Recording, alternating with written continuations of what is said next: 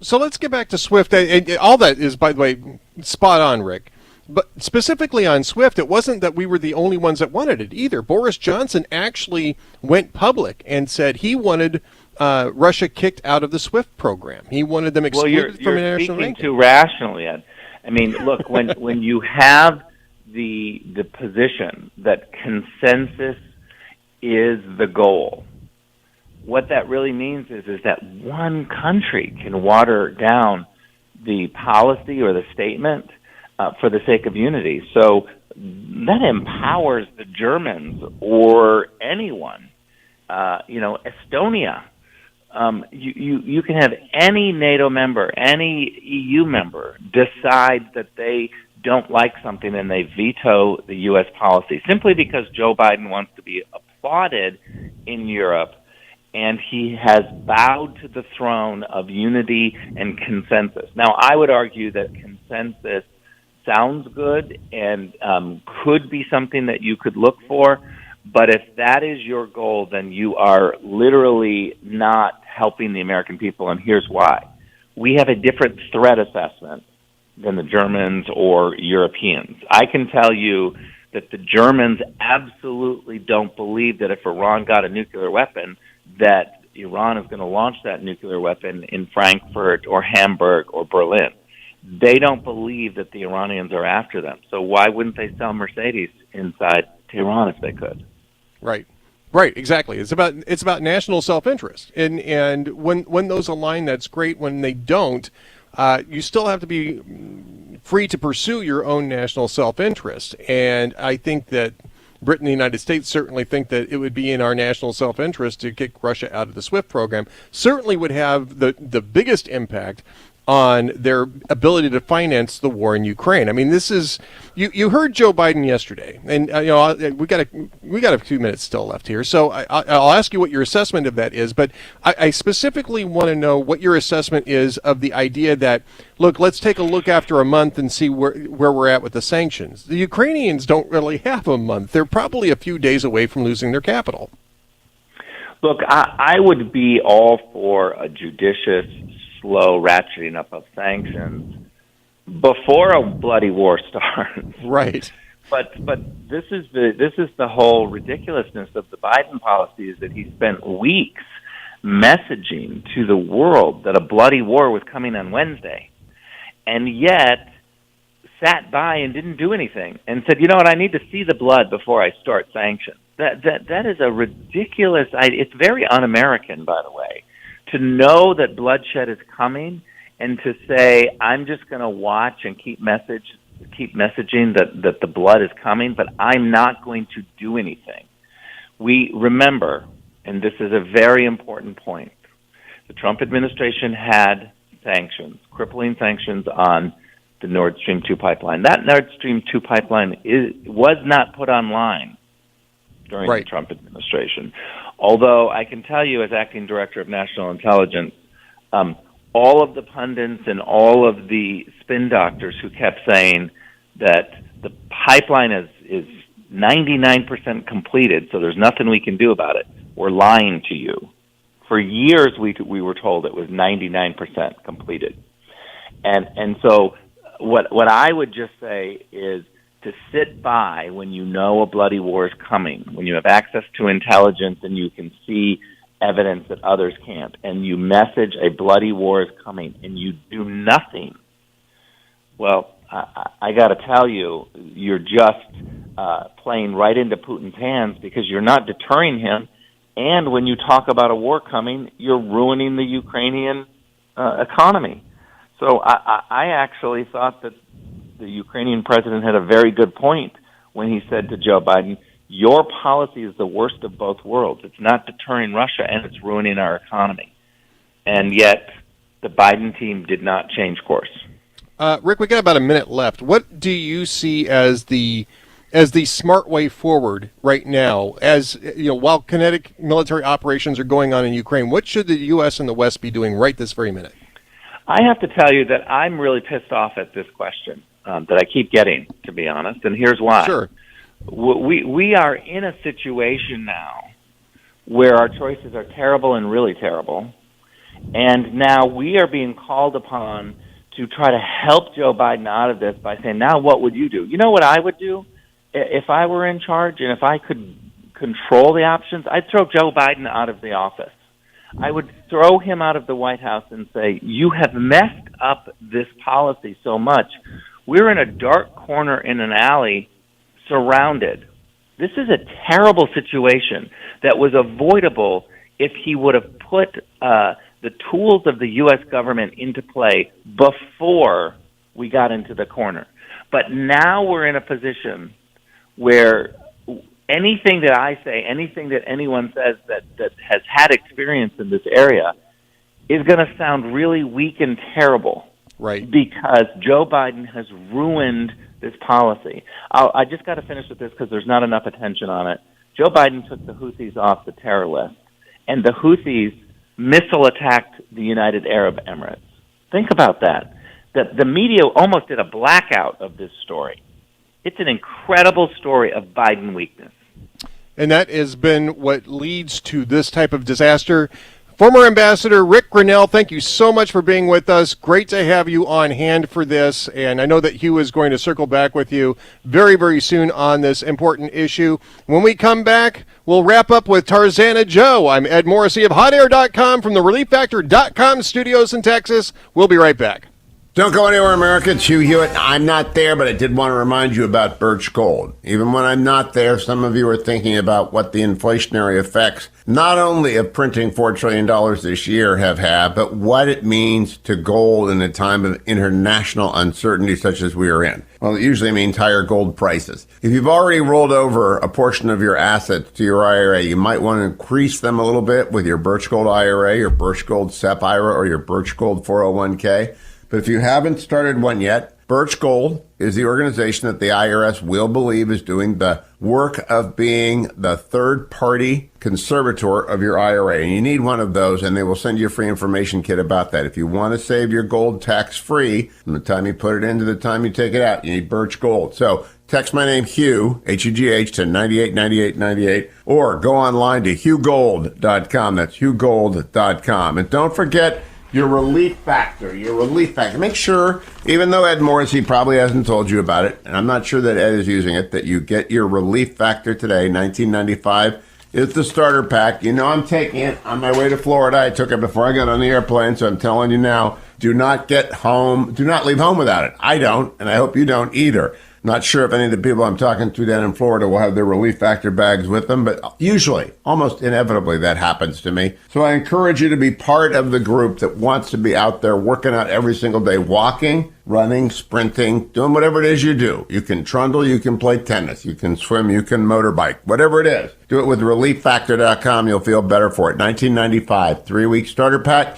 I tell you about it 3 times a day, even when I'm not there. I'm in your ears talking about ReliefFactor.com because it works. It works. Trust me on this. I've been taking it for years. You will love it, or you will not take any more of it. In the first pack, $19.95, subsidized, so you at least give it a try. ReliefFactor.com. Come right back for more Ed Morrissey. Portions of the Hugh Hewitt Show are brought to you in part by Birch Gold Group.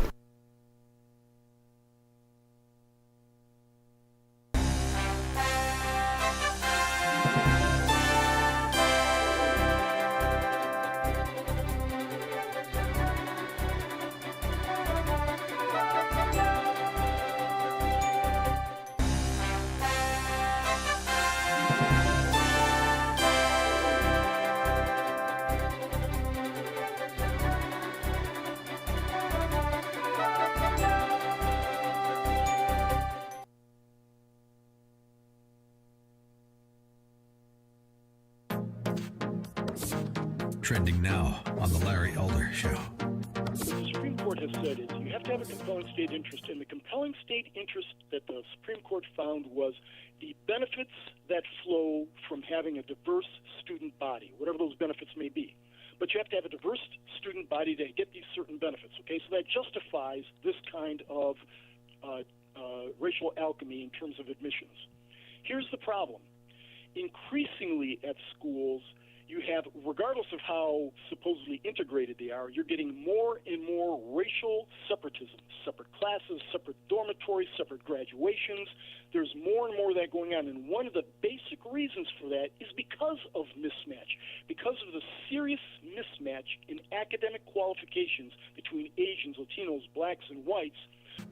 Keep up with what's trending. Subscribe on YouTube and at rumble.com.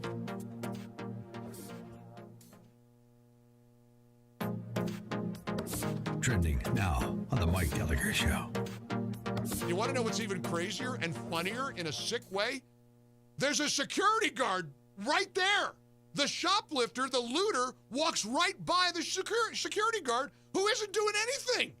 He's got a jacket on with the big security on the back of his coat, and he stands there and watches the guy. The guy literally brushes right by the security guard. The security guard, what are they paying the security guard for? Just to stand there? Why don't we just put mannequins up in stores in New York? I may never go back. I swear, I may never go back. New York is turning into a hellhole, and Democrats are watching it. They're letting it happen. I can't wait to get Joe Borelli's take on all of this insanity. Keep up with what's trending. Subscribe on YouTube and at rumble.com. Streaming on Salem Now. You called your son. You personally promised him you would be here. Lucas, I don't know how to help you. Your daddy loves you, you gotta know it, pal. Do you feel the love? Prayer is a powerful thing, Ethan. It really does work, if you believe. What reason does he have to care about some guy who's supposed to be his dad, but he's never around? I can't do it. I can't. I'm not ready for this, man. I'm done with you. We all deserve a second chance. Right, Ethan?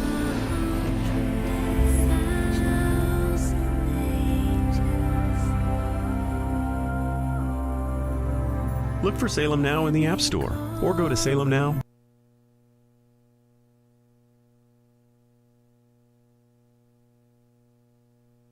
This is Ed Morrissey from HotAir.com. Joining us now, the poet laureate of the Hugh Hewitt Show, Tarzana Joe from TarzanaJoe.com. Welcome back, Tarzana Joe. Thank you, Ed. You know, unlike people in government, poets try to look ahead 3 or 4 days. And when I do, I close my eyes. The Constitution mandates, it's not open to debate, that the President tell Congress how he views the nation state. With midterms in November and every place in play, I find myself imagining what Joe is going to say. Madam Speaker, in my leadership, I never have relented. So much about the year gone by has been unprecedented. Some have called Afghanistan a national disaster. But show me any conflict where a country got out faster. I can say with clarity and very little spin, inflation is undoubtedly the best it's ever been. We've crashed through every obstacle and overleaped each hurdle. And yesterday, all by myself, I won a game of Wordle. Let's look at every tax and fee, then go ahead and hike it. The situation at the borders, just the way we like it. And speaking, friends of borders, I want you all to know, I'm the only one who challenged Putin toe-to-toe. If Vladimir advances, we'll impose a quarantine. And when he gets to Paris, sanctions like you've never seen. So remember, in the midterms, it's the best of all my quotes, more important than the voters are the ones who count the votes. That's State of the Union by Joe Biden, not by Tarzana Joe. By Tarzana Joe, not Joe Biden. Actually, I'd love it if that was Joe Biden's State of the Union address. It would be the most entertaining State of the Union address I'd ever have listened to, Tarzana Joe. I'll send it over, see, for consideration. Well, we'll know just how much influence Tarzana Joe has on the White House, but we certainly know how much influence Tarzana Joe has right here. He is the poet laureate of the Hugh Hewitt Show. He's at TarzanaJoe.com and also on Twitter at TarzanaJoe, correct? Correct, sir. So make sure you go there. If you've got poetry needs, go to TarzanaJoe.com. Thanks for being here today, sir. Thank you, Ed. And we're back also to talk more about what's going on in Ukraine. Couple of new developments, not major developments, new developments. Financial Times is reporting now that the EU is now planning to freeze the assets of Vladimir Putin and Sergei Lavrov. That's a developing story. That was one of the questions that came up in Joe Biden's press conference yesterday, was just how far are you willing to go to penalize Putin personally? He said it was still on the table. And apparently the Europeans are now escalating that, at least according to Financial Times, still waiting to get some of the text on that. So why couldn't Biden make that announcement? Why is he playing a back seat in this? My guess is that Joe Biden probably would have preferred to do that, but that the EU was slow. This is what Rick Grenell was talking about, is that the This EU... is killer leadership being displayed right here, It really is. It really is. I mean, we could have affected the SWIFT program sanction ourselves, as Mike Pompeo explained. Right. Freezing assets may have been a little bit more difficult because I doubt that either Putin or Lavrov have their assets in American institutions. So it probably requires the EU to do this. Is probably, I'm sure that they've diversified this. They've got some in the EU. They probably have some in Latin America. I'm sure they probably they've got some a lot in of Asia. I'm sure they've got a lot of it in crypto too. A lot of it is probably in crypto. Some of it is probably in China, which brings us to the next development today. And again, these aren't war developments. This is just more storyline developments. Apparently, the Biden administration went repeatedly to China to try to get China to tell Russia to back off of Ukraine, and China kept telling them, oh, Russia's not going to invade Ukraine. Russia's not going to invade Ukraine, and then went to Russia and said, the Americans are trying to foment trouble in Ukraine. The New York Times has this story. I think Edward Wong is the person who wrote about this. Over 3 months, senior Biden administration officials held half a dozen urgent meetings with top Chinese officials in which the Americans presented intelligence showing Russia's troop buildup around Ukraine and beseeched the Chinese to tell Russia not to invade. Each time, the Chinese officials, including the foreign minister and the ambassador to the United States, rebuffed the Americans, saying they did not think an invasion was in the works. After one diplomatic exchange in December, U.S.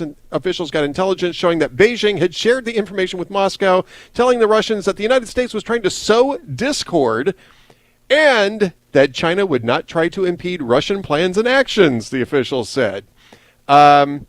So, I mean, this is a big leak out of the White House, right? Because the New York Times next says that previously unreported talks between American and Chinese officials show how the Biden administration tried to use intelligence findings and diplomacy to persuade a superpower it views as a growing adversary to stop the invasion of Ukraine. I'm guessing. I mean, I'm not going to say for sure that story came to the New York Times directly from the White House, but I would feel safe betting the farm on that, Dwayne. I'm pretty sure. Like it, doesn't it? Yes, this is what's known as "don't blame us" spin tactics. Doesn't mean it didn't happen, right? Very, very possible that it did happen. But if it did happen the way that it's showing, it tells us where China is at on this. And of course, China's reaction to this has been all over the map. We talked about that yesterday. But this is telling us that China is also a major adversary, and we shouldn't make the same mistake we made with Vladimir Putin over the last 20 years when it comes to China. Both of these nations are geopolitical foes of the United States. They're making that very clear this week. Let's make sure that we listen to it this time around. I'm Ed Morrissey of HotAir.com, filling in for Hugh Hewitt. He'll be back on Monday. Thanks, everyone.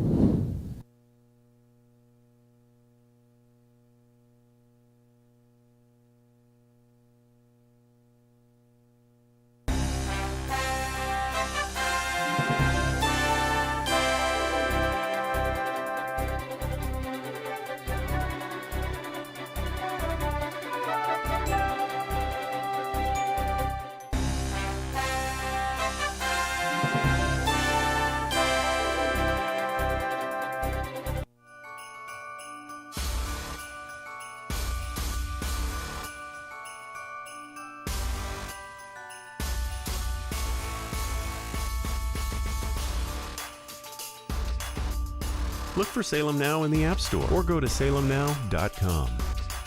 Streaming on Salem Now. The Democratic Party somehow has convinced black people that they're the good guys. Never mind the skanky history of the Democratic Party. That was a party of slavery. He said, listen, I gotta give these niggas enough.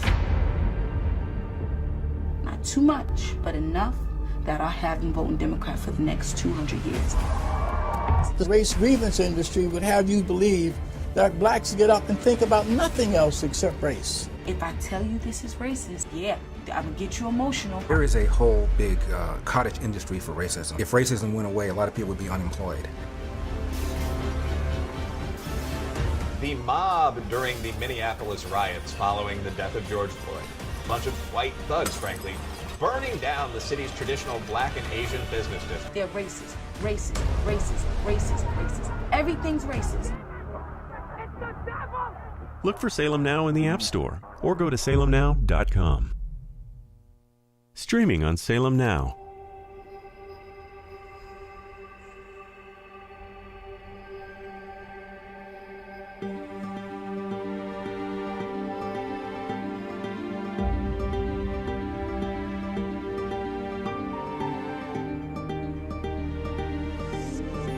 ¿Cuánto queda? No queda nada. Que lo siento mucho. That's the only time you can come to Christ, when the Spirit of God calls you to the call. Don't you hesitate. Have you ever thought of going to seminary? Madre, padre, ¿quién está listo para ser transformado por el poder de su palabra?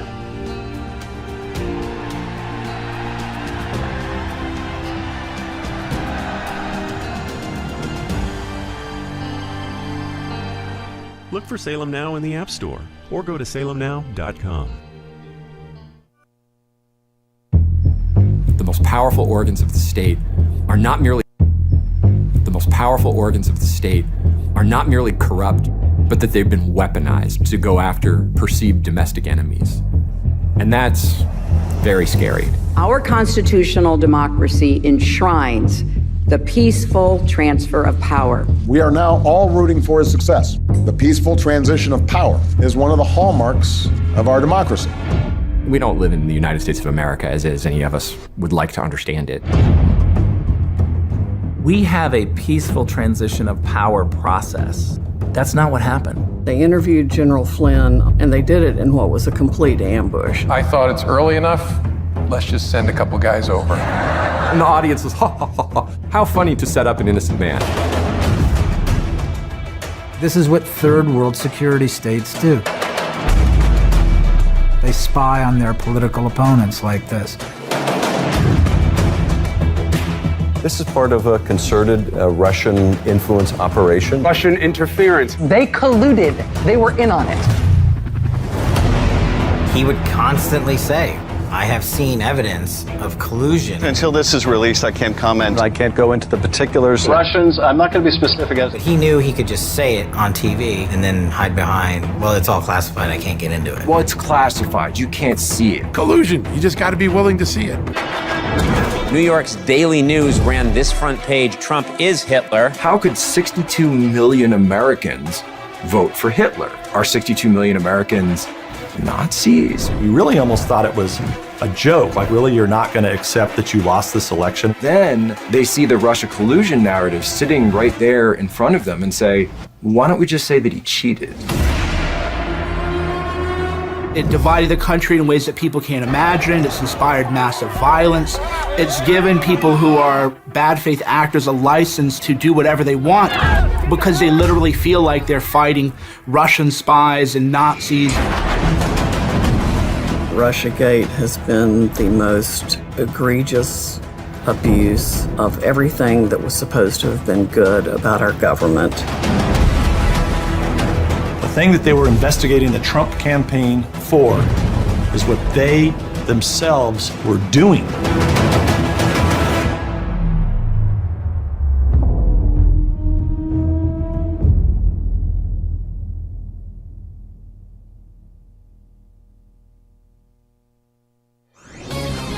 This is Hugh Hewitt for townhall.com. Buckle up for 2022. The year in politics is going to be rough. The midterm election year seems predestined to banish the Democratic majorities in both houses of Congress. The country senses infirmity in President Biden, and many worry that our adversaries in China, Russia, and Iran sense that opening too. The shadow campaign for the GOP nomination in 2024 opens now, with a clear frontrunner being former President Donald Trump. The ranks of the top tier among possible GOP presidential nominees in alphabetical order starts with two senators, Arkansas's Tom Cotton and Ted Cruz of Texas. Then we have the populist Florida Governor Ron DeSantis, the former Secretary of State Mike Pompeo, and South Carolina Senator Tim Scott. If the world grows even darker in the days to come, Cotton and Pompeo, two former soldiers, start with some advantages. It's possible one or more will run whether or not the former president does. My bet with 3 years to go is that Trump runs and runs hard. Buckle up. I'm Hugh Hewitt. Publicpolicy.pepperdine.edu. Trending now on The Mike Gallagher Show. You want to know what's even crazier and funnier in a sick way? There's a security guard right there. The shoplifter, the looter, walks right by the security guard who isn't doing anything. He's got a jacket on with the big security on the back of his coat, and he stands there and watches the guy. The guy literally brushes right by the security guard. The security guard, what are they paying the security guard for? Just to stand there? Why don't we just put mannequins up in stores in New York? I may never go back. I swear, I may never go back. New York is turning into a hellhole, and Democrats are watching it. They're letting it happen. I can't wait to get Joe Borelli's take on all of this insanity. Keep up with what's trending. Subscribe on YouTube and at rumble.com. Trending now on the Dennis Prager Show. Operations, you find that they have this concept that loosely translated English means big help with a little bad mouth. And basically what that means is they're willing to allow people they do deals with in Congress, the Biden family, on Capitol Hill, Wall Street. They're willing to allow those individuals to provide some criticism because they recognize that it maintains credibility for those individuals. Wow. What they don't want, Dennis, is for them to sort of go to the third rail, which is number one, cut off Chinese access to Western capital markets and restrict the flow of technology, not stolen technology, but technology given to China. They don't want those two elements stopped. Keep up with what's trending. Subscribe on YouTube and at rumble.com.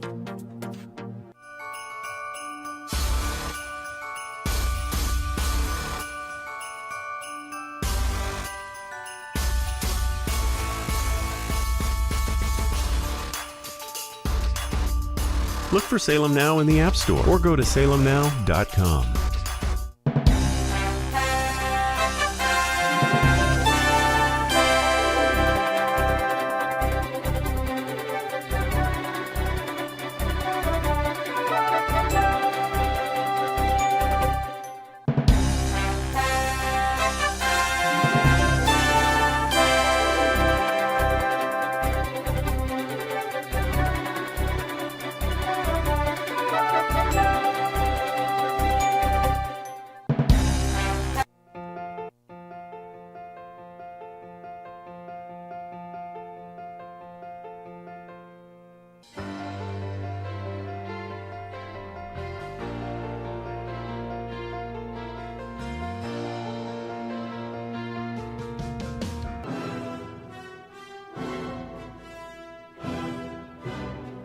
Morning, glory, America. Bonjour, hi, Canada. Hugh Hewitt. The Hillsdale Dialogue is upon us as that music notes every single week, the last radio hour of the week, given over to important and big themes. And for many weeks of the last few months, Dr. Larry Arnn, president of Hillsdale College, and Dean Stephen Smith of the English department have been walking me, and thus you, through the history plays in a way that is a good introduction, and now I hope an invitation for you to go watch The Hollow Crown on Netflix. Let's get right to it, because this is Richard III. This might be the payoff of payoffs. A lot of people say Henry V, but Richard III is the payoff of payoff, isn't it, Stephen Smith? Well, it is his big breakthrough play, and whenever I look at power rankings of Shakespeare plays, it's always way up there on the top, and typically over Henry V. So I don't know if that means Tyranny is better for... But I've never seen a power ranking. In the NBA and the NFL, they usually have the Cavs and the Browns on top. I've never seen a power ranking of the Shakespeare plays. Well, that ranking looks like this. All the plays are ranked very high, and then there's a long gap, and then there's somebody else. Who was the guy who wrote at the same time? Ben Jonson? Didn't he hate that? Well, he was the learned poet, and he was Shakespeare's rival. But he knew, right? He knew he was in second place. It was always going to be second place. Yeah, but I love Johnston. He said, hey, look, after Shakespeare died, he said, I love the guy on the safe side of idolatry. All right. So let's talk about how we got here. For people who did not hear last week about Henry VI, how do we end up at Richard III moving on to the scene? Okay, so Henry V dies. His son, as an infant, becomes the king. His son is pious but imprudent. The Wars of the Roses overwhelm England. The upshot of it, Edward IV wins, takes over, and his brother Richard III ends the play by killing Henry and then beginning to plot his own tyranny. And I want to emphasize something that's in your outline, Dean Smith. It is good to study tyranny. What it is, how does it take hold, how to resist it. Richard III is a case study. And I'm going to go to you, Dr. Arnn. I had a long conversation last week. It's over at the interview with Hugh Hewitt, with a Boston Globe columnist who said Trump is an authoritarian and the Republican, the whole blue bubble thing. They wouldn't know tyranny if it hit them in the nose. Honest to goodness, they wouldn't know a tyrant. Yeah, there's a lot of things going on in politics these days that are lawless, right? And many of them involve law enforcement, and that's a grim sign, right? And here, this picture of tyranny in Shakespeare is powerful because it focuses upon a man, one man, and you get to see him,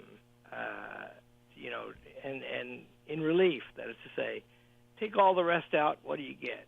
A murderer of children to get power, and the cause of that and the movement of that in the soul of the man. You can get a real picture of that. Now, we have tyrants on the front page every day. Putin is a tyrant. He kills people. He eliminates his enemies. He runs Russia. Xi is a tyrant's tyrant. Erdogan is a tyrant.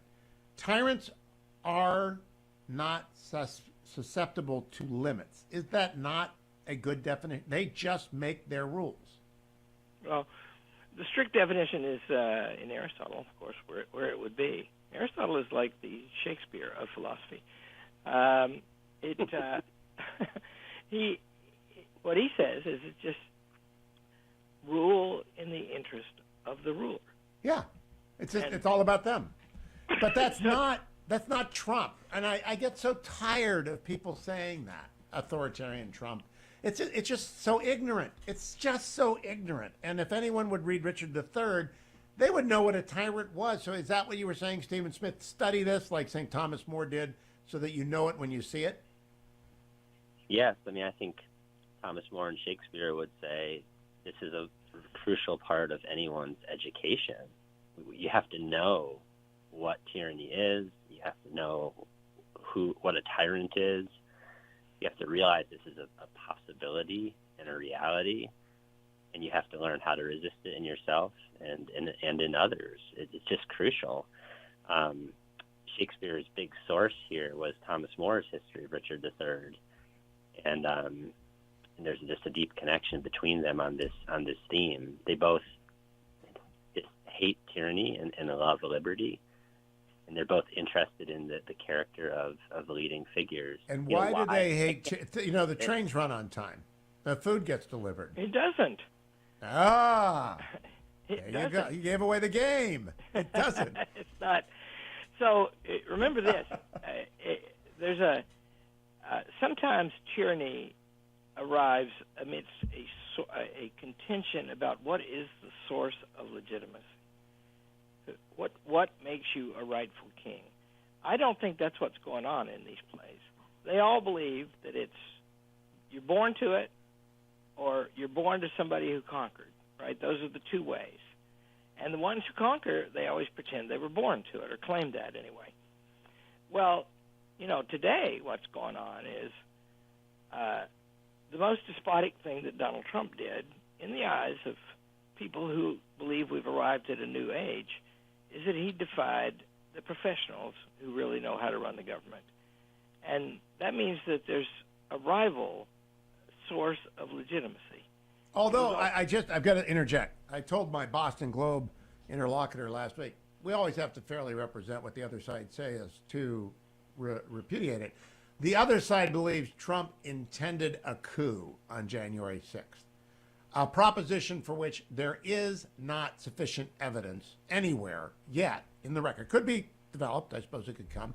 He gave a speech, and 725 people who were in that throng went and invaded the Capitol, and some of them had murder in their heart. But he did not intend that. At least I have not seen any evidence of that. Have you, Dr. Arnn?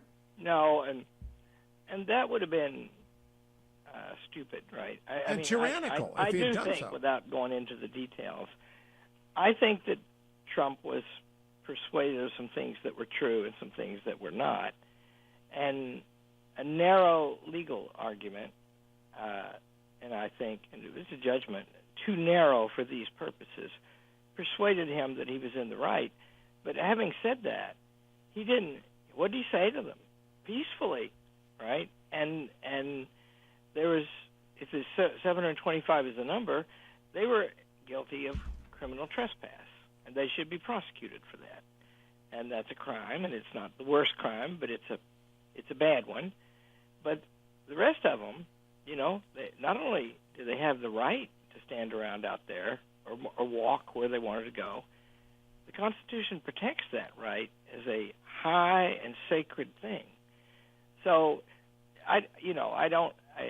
the point is, this picture of tyranny, whatever is in the heart of Donald Trump and his accusers, you know, it's hard to say, but what's in the heart of Richard III is revealed to us by William Shakespeare.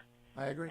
But where does obsession... that means that you get to look at that thing better than you could see it on your own, or anybody, even Shakespeare could see it.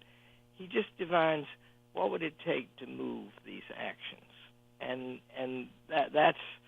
So when you study Richard III, you get this poetic explanation of the impulse of the tyrant. The one that I know that's, maybe let's say almost as powerful, is in 1984 at the end when the representative of the inner party, O'Brien, tortures Winston Smith into the complete destruction of himself. And that means self-destruction. The pain couldn't do it. It just prepared the way. So the thing is, this wish to dominate, that is the heart of it. And I think that wish is abroad in the land. I don't think it's abroad in Donald Trump in its most dangerous form, for sure. And so it's good to think about that, right? Here's this guy, Richard III, and he is in the families that are contending for the throne, and there's a long history now of them killing each other.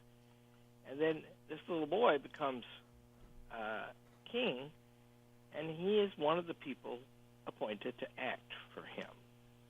And it's not an accident that he's the one who emerges with the power, and it's also not an accident that he comes to grief. No, it's not. That we will come back to. Don't go anywhere, America. The Hillsdale Dialogue is about the evilest guy in literature, Richard III, some would say. Winston opponent, and what's his name in 1984? It's who's the bad guy in 1984? O'Brien. O'Brien has a counterpart in Richard III. Don't go anywhere, America. The Hillsdale Dialogue continues right after this.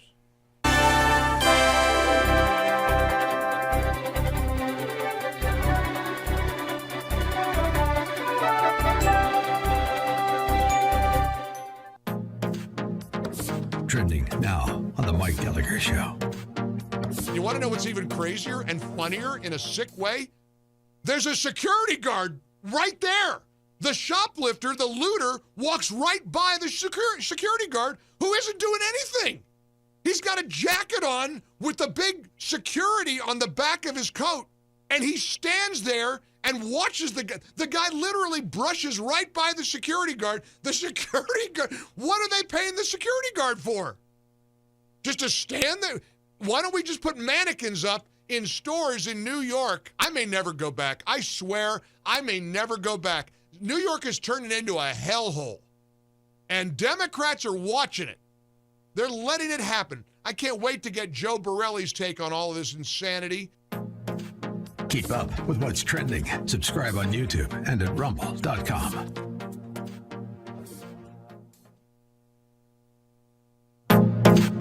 Trending now on the Charlie Kirk Show.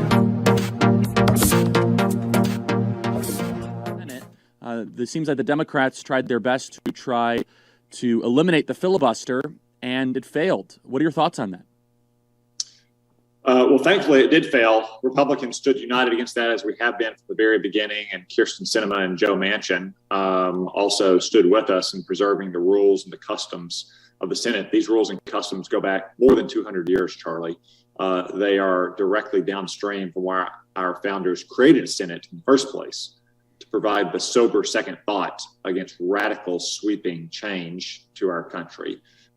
It's pretty amazing that 48 out of 50 Democrats were willing to blow up the filibuster. They were willing to break the rules to change the rules. And Charlie, that would have just been the first step towards redistributing political power in this country. The Democrats' next stop probably would have been to make Washington, D.C. a state, our federal city that is by far the most liberal jurisdiction in America. So the Democrats could get 2 more Democratic senators in perpetuity. The next stop would have been to pack our federal courts, to include the Supreme Court, to stop the courts from overturning any of these unconstitutional actions. This entire effort, Charlie, was not about just altering this or that public policy. It was about forever changing the structure of political power in our country. You sometimes heard the argument that, well, the Democrats shouldn't do this because the shoe was on the other foot. Their entire goal was to make sure, Charlie, that the shoe would never be on the other foot. So it was a critical day in the history of our country and the history of the Senate as an institution. And I'm glad we stopped these radicals. That's why we have to turn them out of power in November. Keep up with what's trending. Subscribe on YouTube and at rumble.com. Streaming on Salem Now. Out of your mind if you think this family can pick you up every time you fall. Every time I take one step forward, seems like I fall. Boy, Dylan Wright came in this morning. He wants to fight you.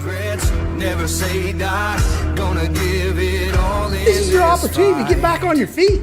This is my time. Won't quit, I've just begun. You gotta know who it is you're fighting for. That's the fight, Bo.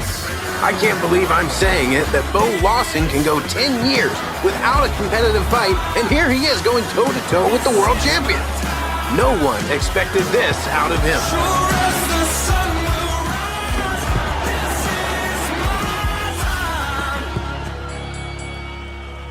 Stream on your phone, tablet, or TV. Look for Salem Now in the App Store or go to salemnow.com.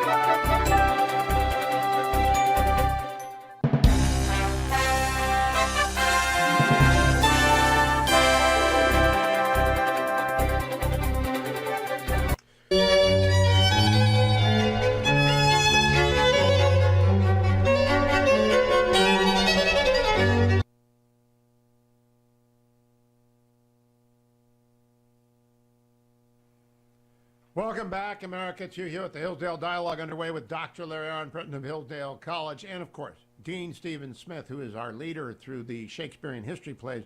Dean Smith, Larry and I have talked at length about his class on tyranny. In fact, I think we've done the reading list during one of our cycles of the Hillsdale Dialogue. How often do you have to run into tyranny? Well, whenever you teach Thomas More and Shakespeare and Milton, it comes up repeatedly. You know, these are artists and thinkers who want us to see to see tyranny clearly and to be able to study it, actually. And in Shakespeare, we have some other tyrannical figures that come up. We have Macbeth, for example, is called a tyrant. King Leontes in The Winter's Tale. There's a whole gallery of figures like this. So I have a question for you. When Potter Stewart was asked to define pornography by the Supreme Court, he said, "I know it when I see it," which is not a definition. It's a prudential judgment. How do you know a tyrant when you see one? Willingness to kill in the service of that desire for domination. Nicely put. Dr. Arnn? It's the killing, right? Like, that's the thing. So to the extent that it involves a judgment about the intention of the person, and it doesn't decisively do that. It's just in the interest of the ruler. That means you watch what he does, right? And they, like Winston Churchill, for example, I can prove this because I've spent a lot of time at it. He was always seeking to establish authority in forces outside himself. And he had awesome powers in the Second World War. As soon as the war turned to the favor of the Allies, he got a bunch of them repealed over the objections of the Parliament. And he just said, "This is not what we are. No one should have the power to arrest someone and hold them without trial." So the question on the modern state, how do you distinguish between people who call Putin a tyrant, Xi a tyrant, and Trump a tyrant? What would you ask them on which to defend? Well, you actually just have to ask yourself the question, which tyrannical thing did Trump do, right? That is to say, where did he violate the law to overcome, to get his own way and serve himself? And I like to point to people, I'm a little more practical than you academics. Putin assassinated people on British soil using poison, and Xi has sent Jimmy Lai to his prison forever and imprisons 1 million Uyghurs against their will. That's a tyrant, right? I mean, we're not in ice cream cone tyranny here, Dean Smith. No, I think with Richard, one thing that Richard brings up himself is whether his tyranny comes from his freedom or from his nature. We're told he was born with teeth in his head. He came out of the womb ready to bite, and also that he was born feet forward. He came out ready to move, ready to act, ready to do. So tyrants are just a product of their genes? Well, he brings this subject comes up, but it's pretty clear in both Henry VI Part 3 and this play that Richard III is choosing freely to serve himself alone, to do everything for himself alone, to kill for himself alone. So is he born bad, though? Do we ever get to that point? Certain characters think he was. His own mother kind of brings it up as a possibility. But, yeah, that's a giveaway. Yeah, that's right. But no, I think Shakespeare is always treats freedom with the utmost seriousness. Richard sort of uses some of his issues almost like an excuse or a rationalization. But at the bottom is this extraordinarily strong will, extraordinarily strong desire, and the willingness to kill. So the plot of Richard III next, don't go anywhere, America, The Tyrant in Action. You can learn a lot from this. Stay tuned to the Hillsdale Dialogue with President Larry Arnn of Hillsdale College, Dean Stephen Smith of Hillsdale College, all things Hillsdale at hillsdale.edu. Tesla was a genius. His most amazing discoveries thought to be written in a lost journal. Now, in the right hands, it could revolutionize the 21st century, but in the wrong hands,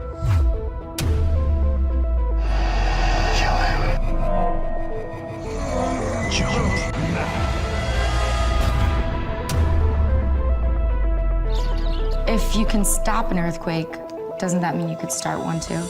that's why that notebook should never fall into the wrong hands. There's an old brown battered notebook in my office at work. You have to find it, take it, and keep it hidden at all costs. The G20 leaders meeting downtown, they're in danger. In fact, the whole of downtown could be in danger. If we are to build a superhuman, we must first eliminate those who are flawed. People are created equally. All of downtown, the high-rises were built on rollers to withstand horizontal shakes. A vertical quake this size could collapse half of downtown. We have commenced the countdown. Shall we stop this thing? Save the universe!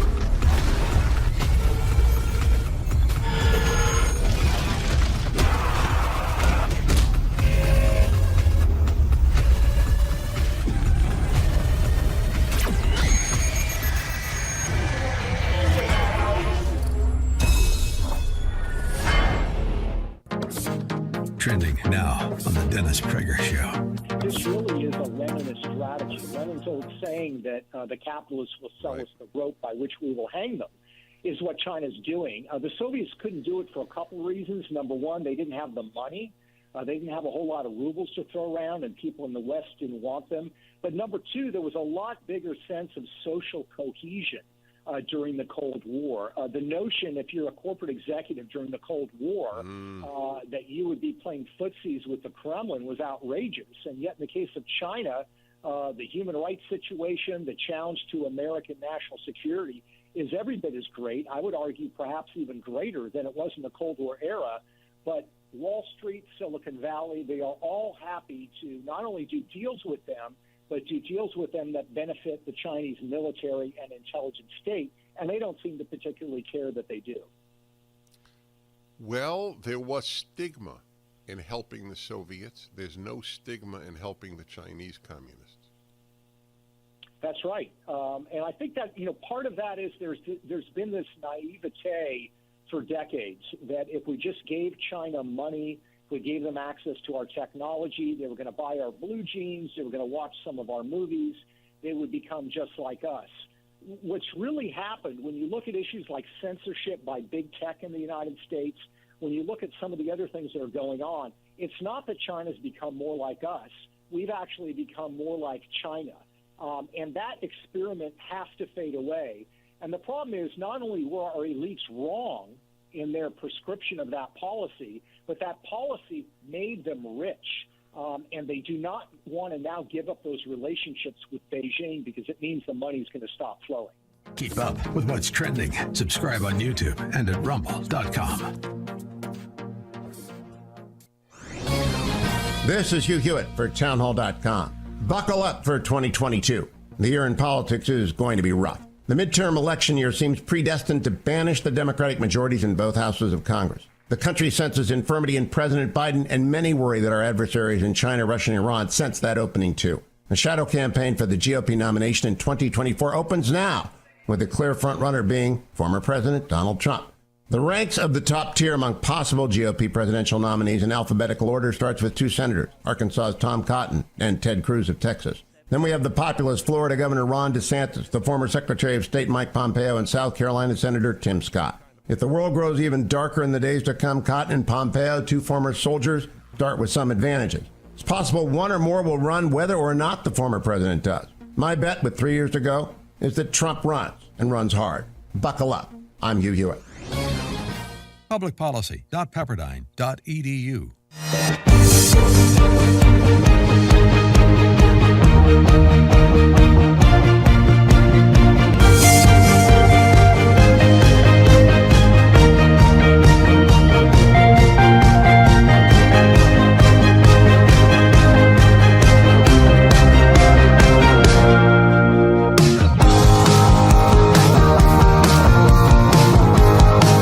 Look for Salem Now in the App Store or go to salemnow.com.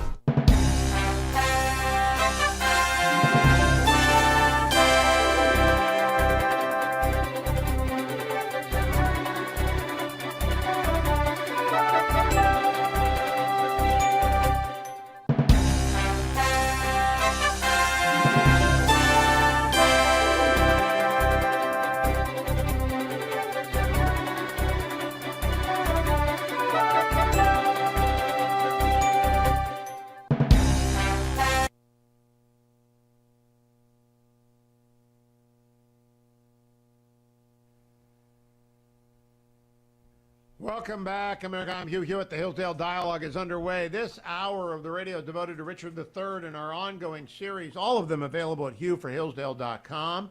Or if you go to iTunes and ask for the Hillsdale Dialogues, they will come up in reverse order. And so you can go back a couple of months and you can start with the history plays with Dean Stephen Smith and President Larry Arnn of Hillsdale College with me as their avuncular, if untutored, host. I want to go to this Tyrant in Action segment. What evil zest you say about him, Stephen Smith.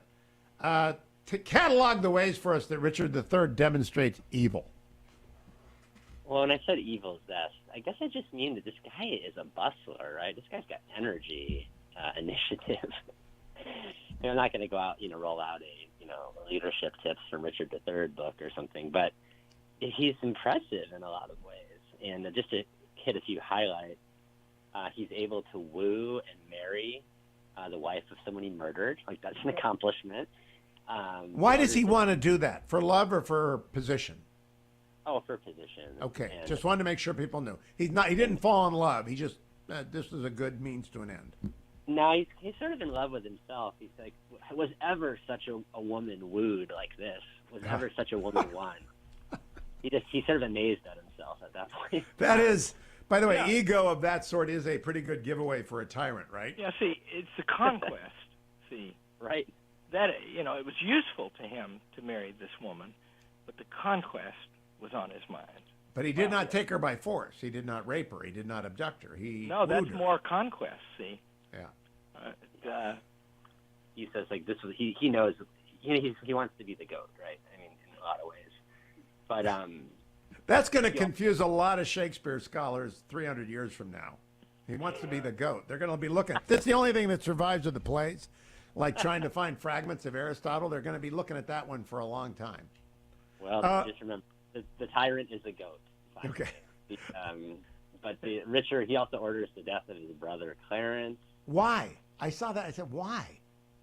Well, he wants the crown. Is Clarence older? That's what I missed. Yeah, and he's got the claim to.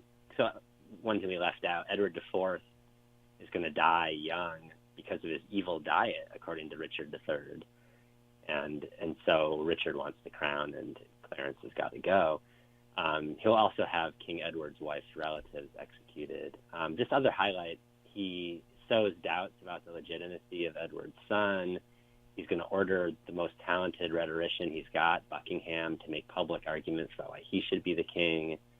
He's going to stage a scene where he's at prayer, and Buckingham comes and like, "We need you to be king, Richard. We need you to be king." And he's like, "I'm praying. Leave me be. And I don't want to rule anybody." So he's got this theatricality. And then, of course, most infamously, he's going to order the death of the young princes in the Tower. And then finally, he will have his own wife killed, too, so he can make another more expedient political marriage. Oh, okay, let's put the rosy side out there. Number one, we don't know that he killed those boys, right? Well, I'm going to side with Shakespeare and Thomas More on this one. And also, they did find those bodies, I think, sometime recently. Yeah, not within the year they found the skeletons, and they're not in the tower. Yeah, we don't. So the thing is, he bears responsibility. He was the man in charge, and then put that together with the fact that he had the greatest interest in their death. That makes a powerful suggestion. Do ye not judge, lest ye be judged yourself? I'm just saying, they weren't in the tower. Now, I am immediately struck by your note, Stephen Smith, of Caesar being offered the crown by Antony. But I always thought that Caesar legitimately did not want it. Well, I mean, Richard, for Richard, this is all part of his one of his tools throughout the play is theatricality and part playing. He's kind of shameless with these kind of scenes. And one of the things that both More and Shakespeare bring out is that he does all this stuff publicly, kind of flagrantly, and people they don't fight him. Like they it's sort of no one thinks Richard III is particularly pious, so the scene is sort of flim-flammy, and yet it works.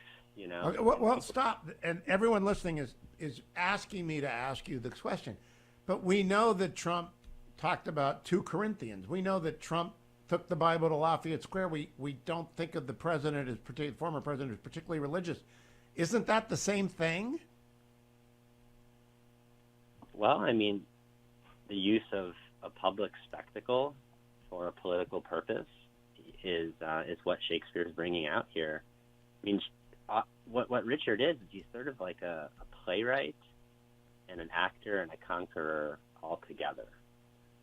And he's willing not only to kill the children or order the death of the children, but he's willing to play these theatrical roles in public that are kind of nauseating or hard to believe, and yet he does it, and no one resists him, Hugh. Well, that's what I'm trying to bring up, to distinguish between a genuine tyrant, Richard III, and the allegation of tyranny by the left about Trump, is that theatrical doesn't mean tyrannical, because Trump is most definitely a theatrical man, but it's a part of a tyranny that's not even necessary and sufficient. Do you get where I'm going, Larry?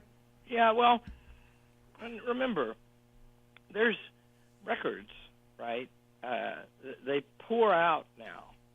They don't get printed in prominent places much, but just look for the article of Michael Pack about his 6-month administration of the foreign broadcasting of the United States. And the point is, they wouldn't do what he said, and yet he had authority through Trump from the people. There was an insurrection in the permanent government against the authority. If they were tyrants, they weren't very good at it. Well, that you could easily get agreement from anyone on, I think. Let me, before we move on, talk about Henry Tudor, because he's showing up now. What is Henry Tudor's role, Stephen Smith? Well, he's the one who will really, he's going to defeat Richard at the Battle of Bosworth Field, and he will become Henry VII, and through his marriage, end the Wars of the Roses and begin Tudor England. But he's not really legit, is he? No, I think he thinks he's legit, and he's got a claim, and he's going to marry, and Elizabeth is on the other side, and so the marriage is going to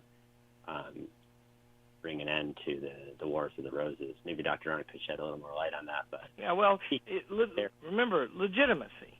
Legitimacy is by birth. Right. And that all turns into a mess.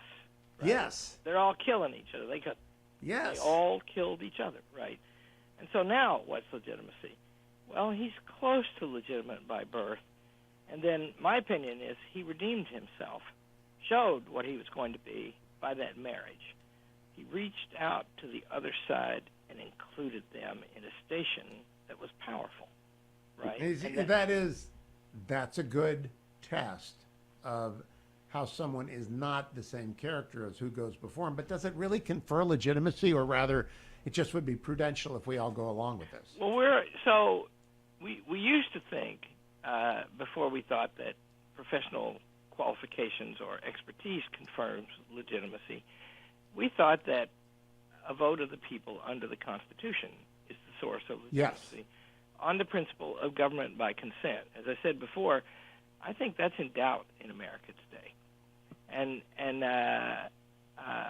you know, the battlegrounds over that are election laws and all that stuff, right? Not the election of 2020. We're talking about the way the law should work. Yes. The founders distributed the power over elections broadly, not in Washington, D.C. That means, by the way, that was an act of them giving up power for themselves and their successors, not heirs, in the government. Well, now we're going to centralize it, right? That's happening more and more. And that means that near the center of power, more decisions will be made. That it looks to me like, is a real question of rightful legitimacy. What we have in these plays is, a lot of people who are close to birth, close to the head of the line. And see, where does it all start? It starts with Richard II, whose title is not, by the way, There are, what I think, 6 lines of kings in British history.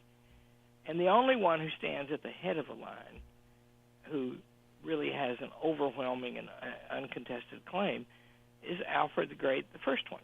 Yep. Because he was proclaimed by everybody, right? And so Richard II is the nearest thing to that. And what does he do? And this is a very important point. He exiles 2 enemies. One of them probably really his enemy. They were enemies with each other, and probably Henry Bolingbroke was actually his friend. And then he does that in order to take Henry's property, John of Gaunt's property, right?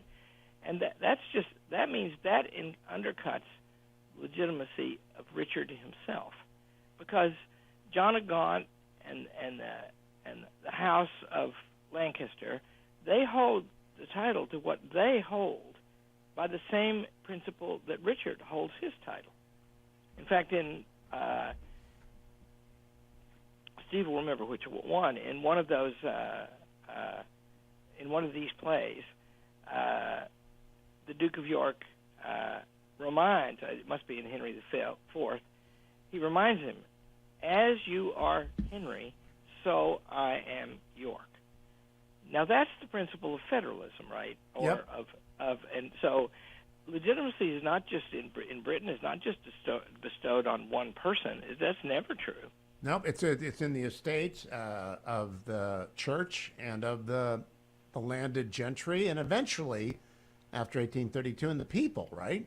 That's right. And it's when these things get confused, and and it started, by the way, with a grossly unjust and impractical move by a silly king, Richard II.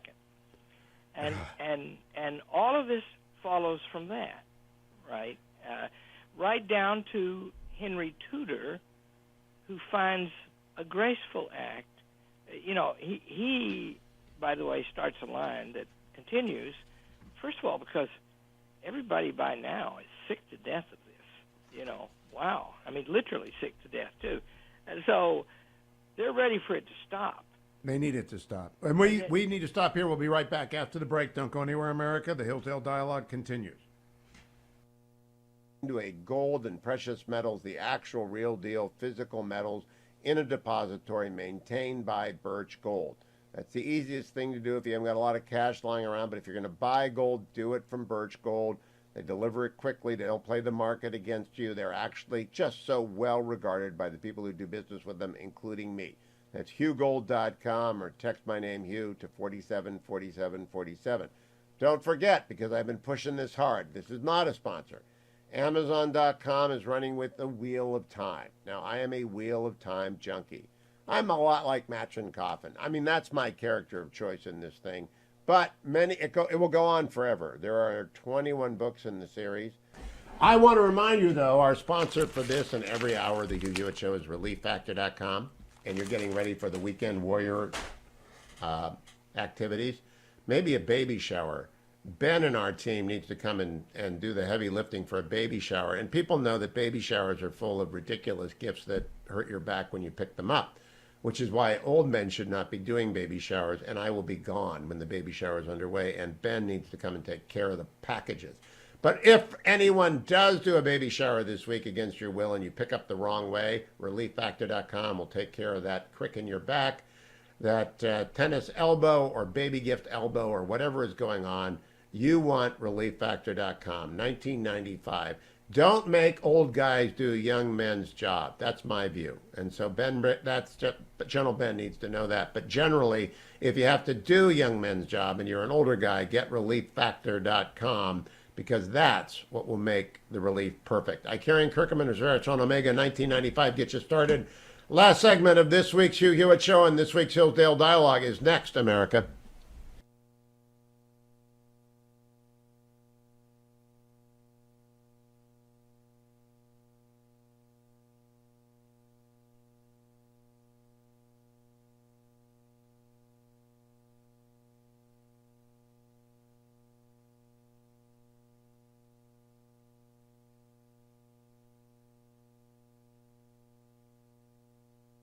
Trending now on The Larry Elder Show.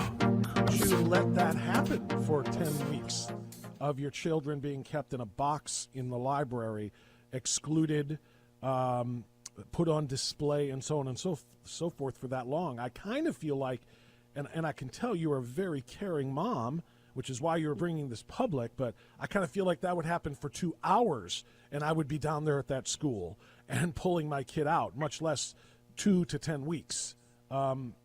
Did they really endure that for that long? They really did that for that long, and I really appreciate that question, and I've gotten that question a lot, and how we looked at it as a family is we could pull them and just go about our lives, and they'll just do this to someone else, or we could stay and fight and hold our ground. And my kids didn't want to leave that school. They've been in that school, my son, since 1st grade to 8th grade.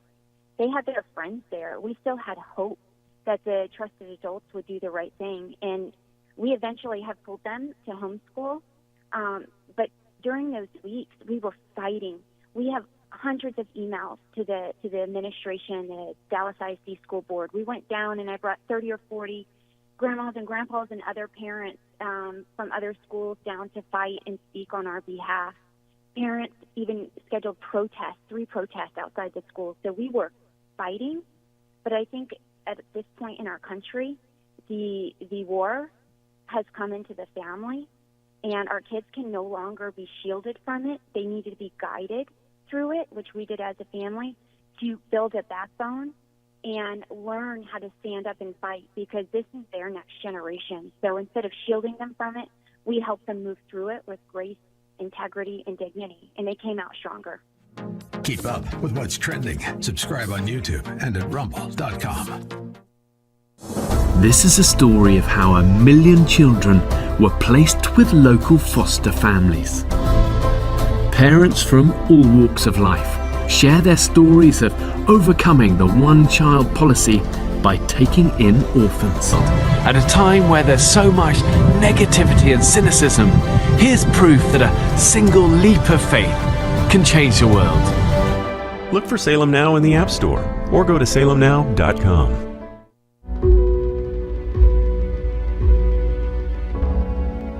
Schools are lining up to push the transgender agenda on kids and cut parents out of the equation. Go to salemnow.com.